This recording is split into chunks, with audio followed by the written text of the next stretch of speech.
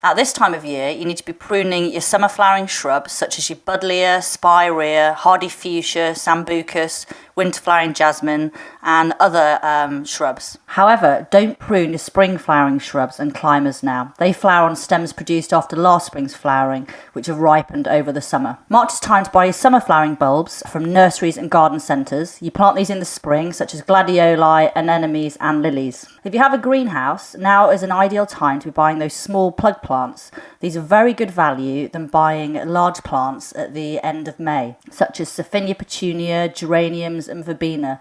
Basically, most plants that would go in your hanging baskets, tubs and pots to flower over the summer. So get these while you can, while they're little, and put them in the greenhouse, and then you can put them out in the garden at the end of May. March is a good time to feed rhododendrons and azaleas with ericaceous plant food. This is acidic ericaceous. If any of your hostas are coming up now, you need to protect them from slugs. Either you can do this with slug pellets or a copper band is a good idea.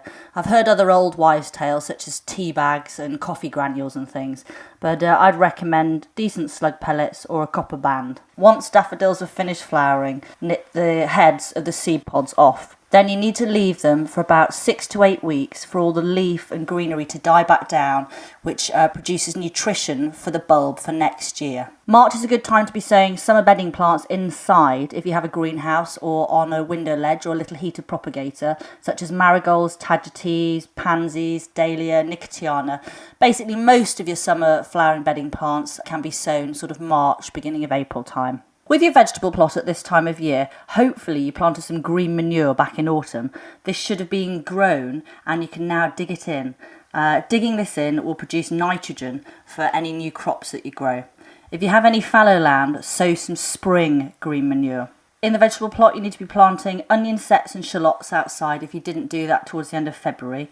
And you can sow a few things under cloches early, such as carrots, beetroot, broad beans, salad onions, leeks, lettuce, rocket.